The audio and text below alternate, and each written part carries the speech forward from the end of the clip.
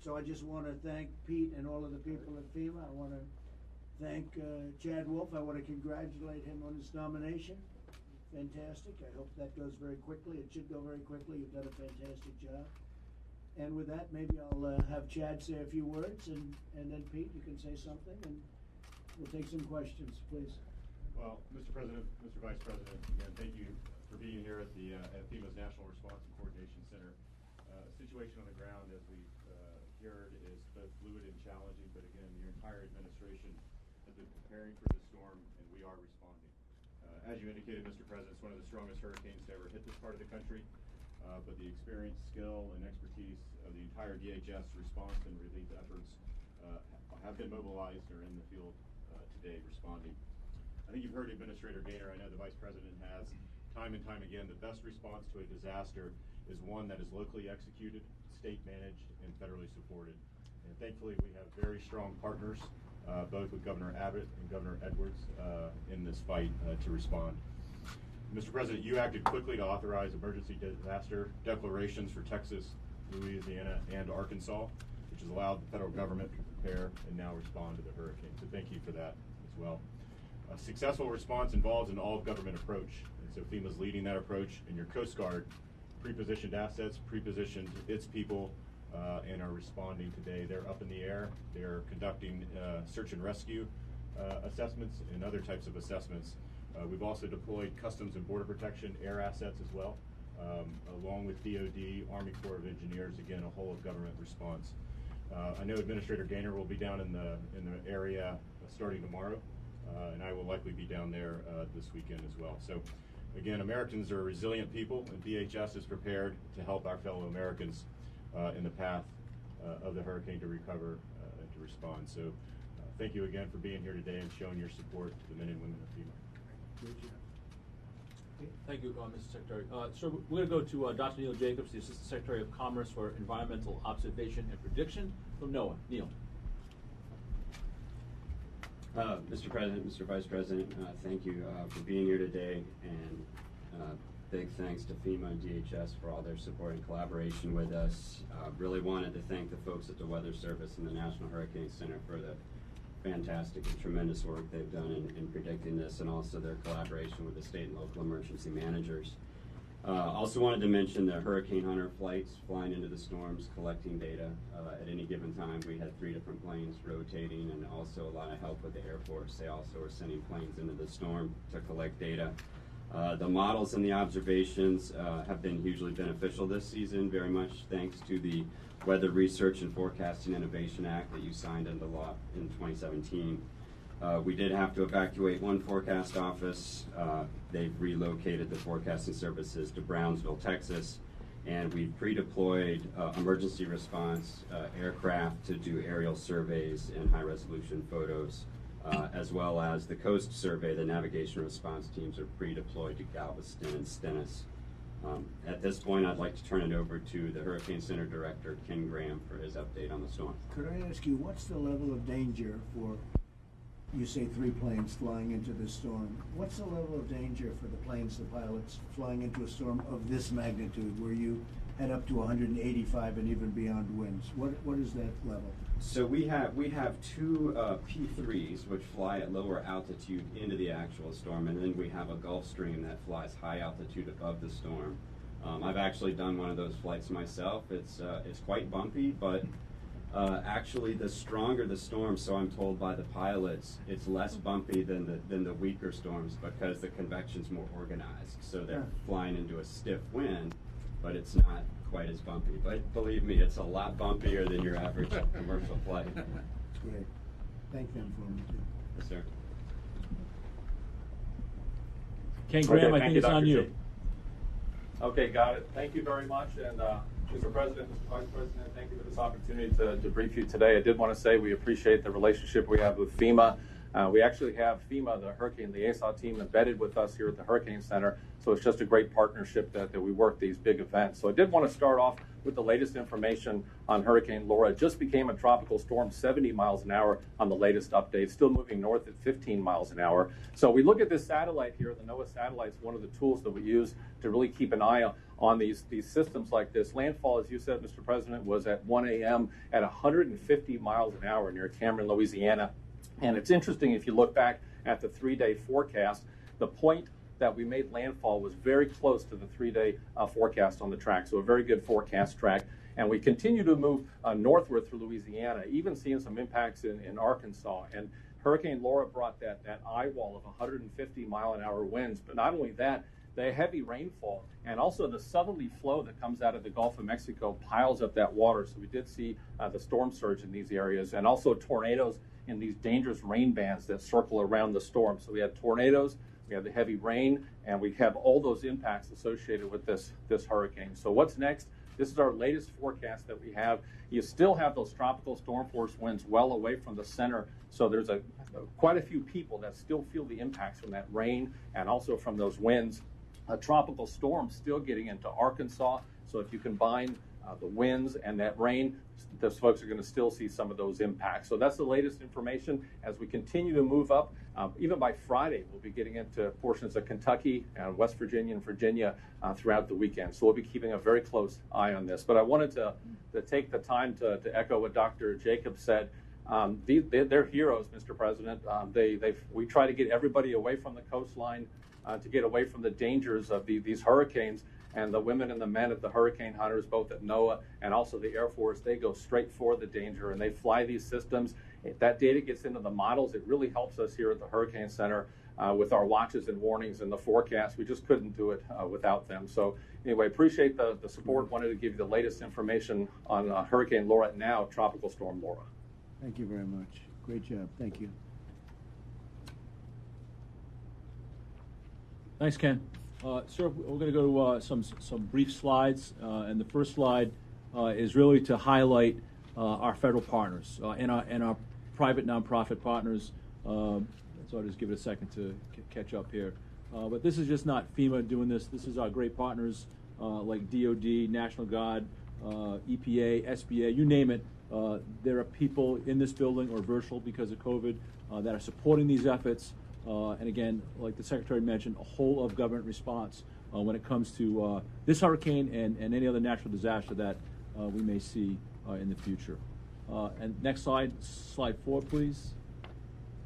So just a taste of some of the resources that we have on the ground in response for this hurricane. So from FEMA staff that are here in this building, that are embedded with governors and their emergency operations centers in multiple states, Army Corps of Engineers with their power and roof teams that are on the ground doing assessments, urban search and rescue teams. There's an urban search and rescue team served from Indianapolis.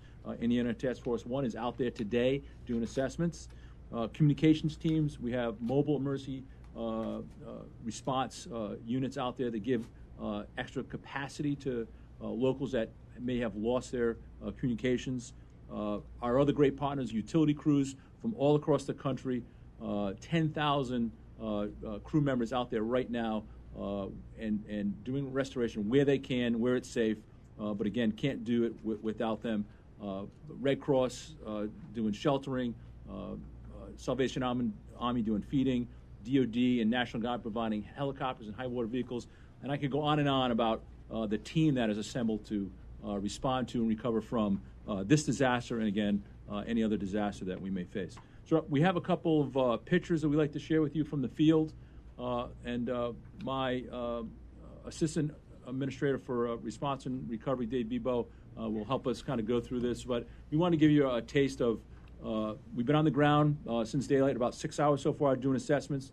It will probably take the rest of the day and maybe even tomorrow to kind of see the size and scope and impact of Laura. But we just wanted to share some pictures, and Dave, if you could take us through some of these shots. Yes, sir. Sir, one of the ways that we gather information before our people are out on the ground is we do social listening and identify photographs or videos from social media to give the task forces, for instance, like Indiana Task Force 1 and others that are deployed, ideas about where to go to check on people. And so you'll see as we go through a few of these photographs, sir, that some of them are from social media, some of them are from our personnel on the ground.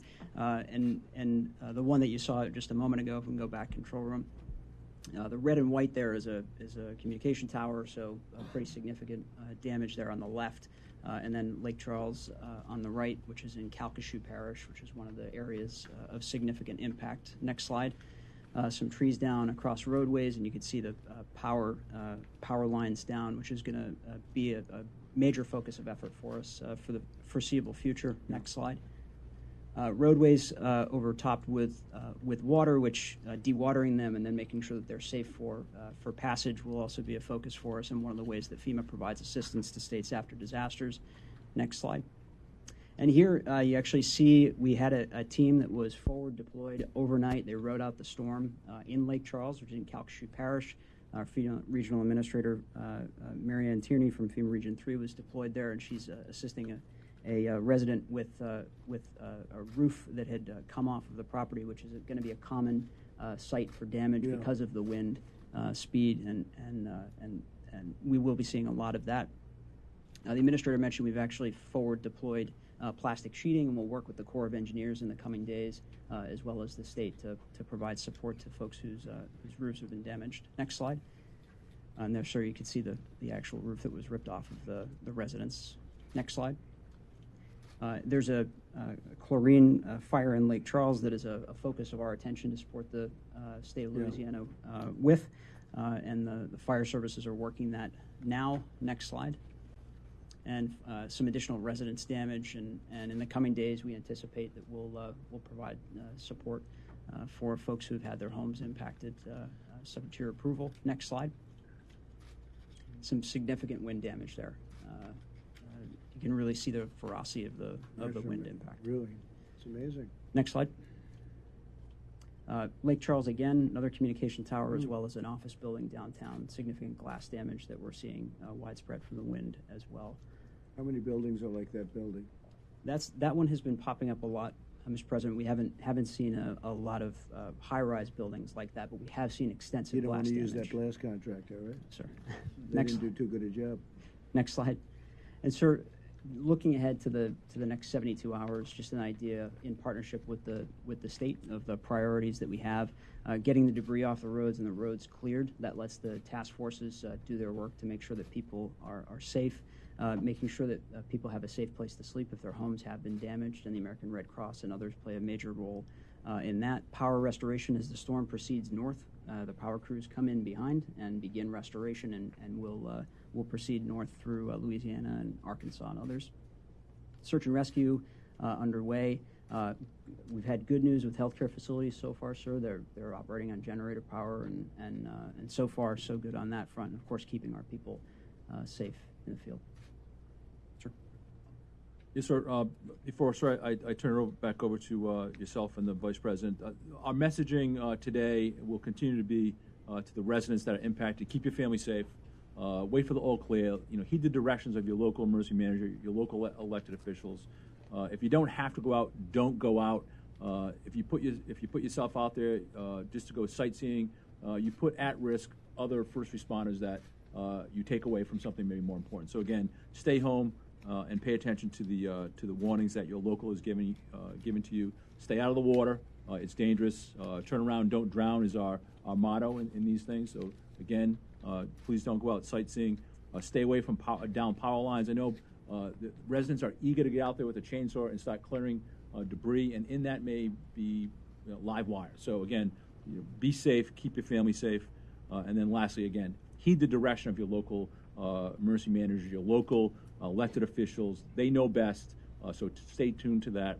And so that's going to be our message for the next couple of days, so we prevent injuries and deaths following the storm. And again, you'll see that most likely spike up, because that's what happens on these big storms.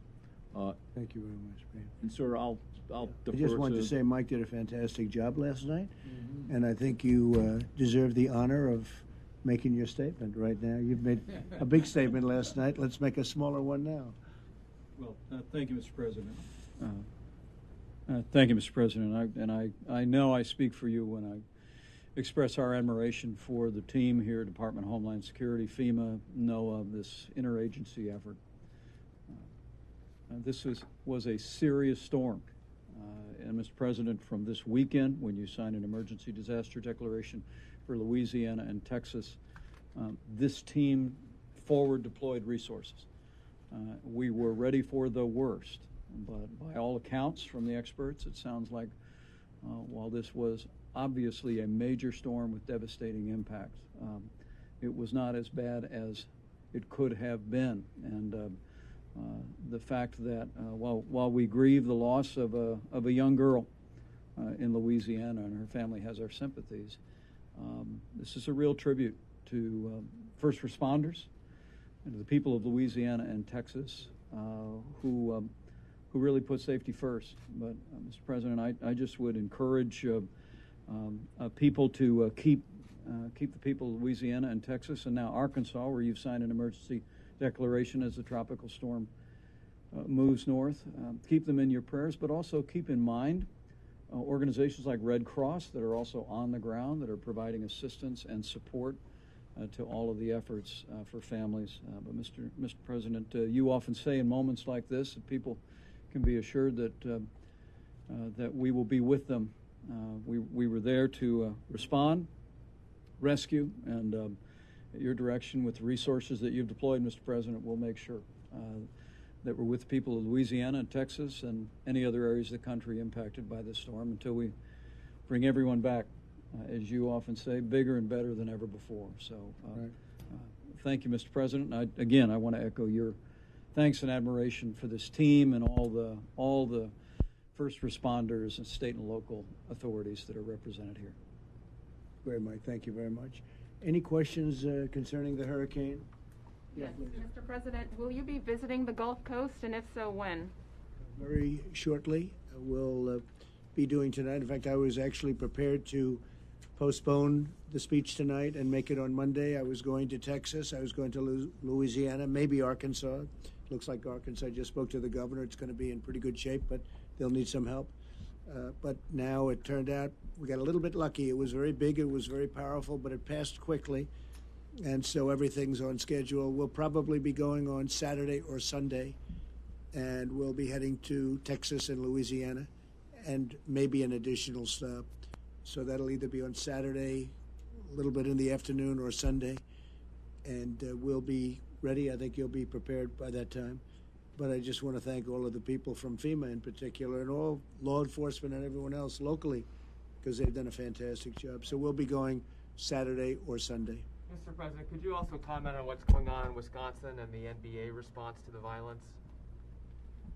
Yeah, I can tell you that Wisconsin, I appreciate the governor calling and saying he wanted National Guard. As you know, last night was very quiet. The night before wasn't. And the reason it wasn't, they didn't have proper protection. But I respect the governor's decision to get that protection. The National Guard did a fantastic job. Mark Meadows is here. We called up the National Guard. We sent it out, and they did a fantastic job last night. We had virtually no incident. Portland should do the same thing. These are all Democrat-run cities that should do this, as they did really in Wisconsin. So it went very, very smooth. We had a relatively small force. We can be much larger if necessary. We'll move a very large force there, but we didn't need too much, and it worked out very well in Wisconsin. And all I ask is that these cities that are having difficulty, if they call us, if they request that we send the National Guard, they will be there instantaneously, and we will put out the fire, we will put out the flame, we will put out the vandalism, because the vandalism and the looting is ridiculous to allow this to happen. I don't know how they can possibly do it and why they do it. I don't understand, because all they have to do is call. They can call me, they can call Mike, they can call any one of us. We'll have the National Guard there, and we will stop the violence very quickly. Chad, I think you might want to say something about that. Absolutely, Mr. President. I think what we've seen across the country, particularly in Portland and other cities, is when the capacity outstrips what the state and local law enforcement can do, they need to pick up the phone and they need to request help. In those cities that do that, we see the violence curbed and reduced almost immediately. So I would encourage other cities that are targets and that are experiencing this violence, particularly Portland. The governor needs to send in the National Guard, needs to step up and ask for help if they need it. It's over 3 months of violent activity in Portland, and it needs to come to an end. We could solve that problem so easily and so quickly. And it seems such a shame that for I guess political reasons, I don't know, it can't be good for them politically, but these, let's call them Democrat governors, or frankly will respond to a mayor also if they need help. But Portland's a great example. It's been going on for 90 days, and we could put it out in 1 hour. All they have to do is ask us to come, and we will be there with the National Guard. We actually sent Homeland Security officers in to protect the courthouse because they were unable to protect the courthouse. And as soon as they got there, the courthouse was protected. But we'd like to go a big step further than that, and we could fix the problem very quickly. But they have to call us, and we have to respond to their call. That's the way it works. And your reaction, sir, to the NBA protest yesterday against another shooting of a black man by police? I don't know much about the NBA protest. I know their ratings have been very bad because I think people are a little tired of the NBA, frankly. But I don't know too much about the protest. But I know their ratings have been very bad, and that's unfortunate. They've become like a political organization, and that's not a good thing. I don't think that's a good thing for sports or for the country. Mr. President, you have a large storm. You have the fallout from these police shootings. Is tonight an appropriate time to have a political celebration? Very appropriate. The country's doing very well economically. We're on a V. It could even be a super V. We set a record last quarter on jobs. The job numbers were, as you know, over 9 million jobs. That's a record in the history of our country. I think we're going to have a GDP that's going to be mind-boggling. Now, that'll be announced, interestingly, just before the election, so that'll be very interesting. But the Fed, as you know, I guess it was the Atlanta Fed announced that they projected a 26% GDP. There's never been any such thing anywhere in the world as a 26% GDP. So we're doing very well. We're coming back. And that's despite the fact that great places like North Carolina, Pennsylvania, Michigan are shut down unnecessarily at this point. It's crazy what they're doing. But they're doing it, I think, for political reasons because they'd like the number to be as low as possible. And actually, I think they're making a tremendous mistake. And you have to remember the shutdown, what we did initially was a very, very important thing. Otherwise, you'd have millions of people dead. You would have millions of people. And then we learned and we watched closely. And now we have vaccines coming very soon. We have therapeutics. It's been incredible what's taken place. But I have to say they should open up their states. Let them open. Let them open safely and carefully. Open up their schools. Let them play football. It's got to open up. And we had a great number of doctors, as you know, in the office yesterday, the world's leading experts on this. And there's great danger to shutdowns. And that's in the form of suicides, in the form of alcoholism and drug use, and so many other things are caused. It's a bigger problem. So whether it's North Carolina, Pennsylvania, or Michigan, or others, they should open up, and we have to get on with it. We have to get on with it. It's very sad. It's very dangerous what they're doing, actually. Have you seen the video of the shooting death of Jacob Blake? And they're doing it for political reasons. So we have tremendous passion for this country. We love our country, and we want our country to do well.